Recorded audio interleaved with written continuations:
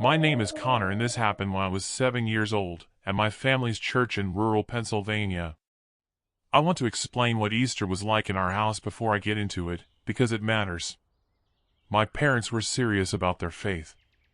Not in an oppressive way, they were warm people, genuinely warm, but church wasn't optional and the major holidays were treated like the biggest days of the year. Christmas was important. Easter was more important. My mom would start preparing weeks out. New clothes for the service, specific foods, the whole thing. By the time I was 7, I'd already had enough Easters to understand the rhythm of it. The church itself was one of those older buildings that had been added onto over the decades. The main sanctuary was on the upper level where the services happened, and the lower level was a kind of basement that ran the full length of the building. Because the church sat on a slope, the lower level had its own entrance from the outside, a heavy gray door at the far end of a long carpeted hallway. The hallway had classrooms on both sides, organized by age group, and the bathrooms were near the far end right next to that gray door. That door was always locked. The adults made a point of telling us kids not to use it because once you went through it, it locked behind you automatically and there was no way back in without going around to the front. It was for emergencies only. Easter Sunday that year the service ran longer than usual. I don't remember the specifics of what the pastor said, only that it went on, and by the time Sunday school started in the basement I'd been sitting still for what felt like forever. The hallway downstairs had been decorated for the holiday, pastel streamers, paper cutouts of lambs and crosses, drawings of Jesus with children taped between the classroom doors. A few of the teachers were wearing cheap bunny ears from the drugstore. Everything smelled like construction paper and that particular cleaning product churches always smell like. I needed the bathroom about 20 minutes in. I raised my hand, the teacher excused me, and I walked down the hall by myself. That was normal, kids went alone all the time, and the bathrooms were only 15 feet away. I went in, took the stall on the left, closed the door. The bathroom was quiet in the way old bathrooms are quiet, the fluorescent light humming, a faint drip from one of the faucets, the distant sound of a teacher's voice echoing from somewhere down the hall. Then I heard scraping from the stall next to mine. Not the sound of someone shifting or getting ready to leave. Something slower than that, and stranger. A dragging metal sound, uneven, like something was being pulled across the inside of the stall door. I stayed still. I told myself it was another kid. When I came out to wash my hands, I looked in the mirror. The stall door beside mine was opening. It wasn't a kid. It was a man in an Easter bunny costume. Full suit, oversized head with floppy ears, the whole thing.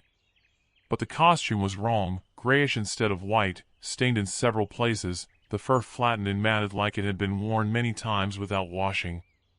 One of the eyes on the head had been sewn back on at an angle, so it sat crooked. The ears drooped forward when he stepped out. I wasn't scared. I want to be clear about that because it matters to what happened next. I was 7 years old, I was in my church, and my brain processed this as the Easter bunny making a surprise visit. I actually turned around and smiled at him. I think I said hi. He didn't say anything at first. He just stood there with his head tilted slightly, looking at me. Not moving. There was a long pause that I didn't know how to interpret. I remember feeling a little awkward, like I'd said the wrong thing. Then he stepped fully out of the stall, raised one arm slowly, and pointed at the gray door at the end of the hall. Then he spoke. His voice was muffled by the costume, but I heard every word. He said, "You're the lucky chosen child. I have a gift for you outside." I didn't hesitate. I was thrilled. The idea that I had been specifically picked for some kind of Easter surprise felt magical, and the fact that it was happening in my church made it feel safe. I pushed open the gray door without thinking once about the rule, and he followed me out. We walked across the parking lot toward the far corner, near the dumpsters and some overgrown bushes where a car was parked mostly out of sight. I remember noticing he didn't have a basket. No candy, no eggs, nothing. And I remember thinking the car was parked strangely far away. But I kept walking. At some point he took my hand. We were about halfway across the lot when I saw it. A second Easter bunny stepping out from behind the car he was leading me toward. I stopped walking. My brain couldn't figure out what I was looking at. I stood there looking back and forth between the two of them, genuinely confused, trying to make the image make sense. There was no magical explanation for two Easter bunnies. Something shifted in me right then, not fear exactly, not yet, but the feeling that something was wrong in a way I couldn't name. I'll never know what would have happened next, because that's when I heard the scream. One of the Sunday school teachers, Miss Sabrina, had come outside, I think to set up for the egg hunt. She looked across the parking lot and saw me. The sound she made is not something I've ever been able to shake. I've heard people scream in movies, in real life, all kinds of contexts. I've never heard anything like that scream. The man in the costume let go of my hand immediately and ran for the car. I ran toward Miss Sabrina. When I got to her, I turned around and the car was already moving fast toward the exit. I'm fairly certain I saw a child in the back seat. The next few hours were a blur. Adults, police, my parents, questions I didn't fully understand. My mom cried for most of the drive home. The police investigated and found nothing, no missing children in the area, no leads on the car, no explanation for how the man had gotten into the building. The theory was that he'd had a key to the gray door, or had found a way to prop it before it locked, and had waited in the bathroom for a child to come in alone. Which means he knew the layout. He knew which door to use, where to park, how to get out fast. He had planned it carefully. What I think about most isn't the costume or the parking lot or even the car driving away. It's the moment in the bathroom when I looked in the mirror and saw the stall door opening and felt nothing but excitement. I was 7. I didn't know what I was seeing. I'm grateful I didn't have more time to find out. My name is Caleb, and this happened the spring of my senior year of high school, the Thursday night before Easter. There were 6 of us, me, Jake, Race, Chuck, Arthur, and Raz, which wasn't his real name but everyone called him that because of his last name. Raz had the biggest house and his parents were out of town until the following night, so the plan was a sleepover at his place. His house sat in the middle of nowhere with a decent-sized wooded area backing up against the property. We hung out there plenty of times. We'd been in his basement playing video games for a few hours when Chuck suggested Manhunt. Not just regular Manhunt, we had a version we'd been playing for a couple years that mixed it with an Easter egg hunt. 2 teams, hiders and seekers, with actual plastic eggs involved.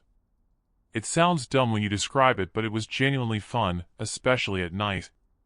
We grabbed flashlights from Raz's garage and a handful of plastic eggs his mom kept in a bin upstairs, went outside, and set the timers.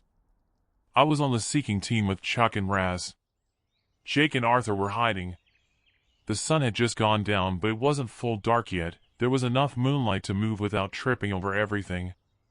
Once the timer went off, I split left into a thicker section of trees.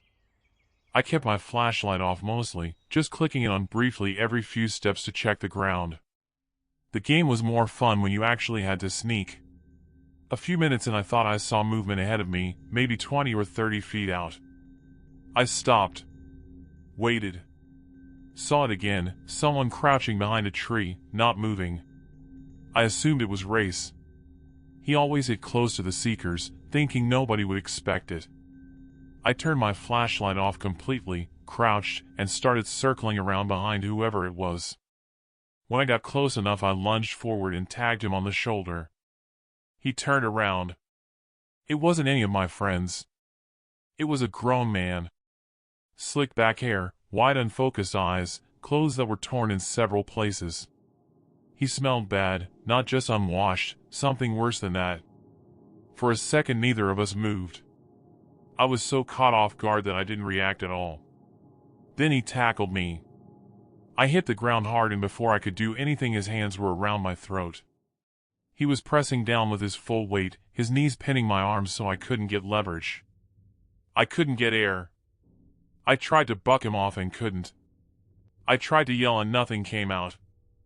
I remember the texture of the dirt against the back of my head and the way the moonlight came through the trees above me, and I remember thinking with a strange, flat clarity, the kind of clarity that comes when your brain accepts something it can't change, that I was going to die in Raz's backyard on the Thursday before Easter while my friends were 20 yards away playing a game. And then he stopped. Not gradually. All at once. A flashlight beam swept through the trees somewhere behind us, and he saw it, and in one motion he released me, stood up, and ran into the dark. He was gone almost immediately. Chuck reached me 30 seconds later. He'd seen the tail end of it from a distance and had been running toward me. I was on the ground still catching my breath. He helped me up and said we needed to go back to the house right now. Once we were all inside, I told everyone what happened. Chuck filled in what he'd seen from the outside. Everyone was talking at once, and then Arthur said something that made the room go quiet. He said that before the game even started, before the initial 10-minute hiding period was over, he had seen two people moving through the trees near where he was hiding. Slowly, like they were scouting. He'd assumed it was two of the Seekers breaking the rules and had been annoyed about it.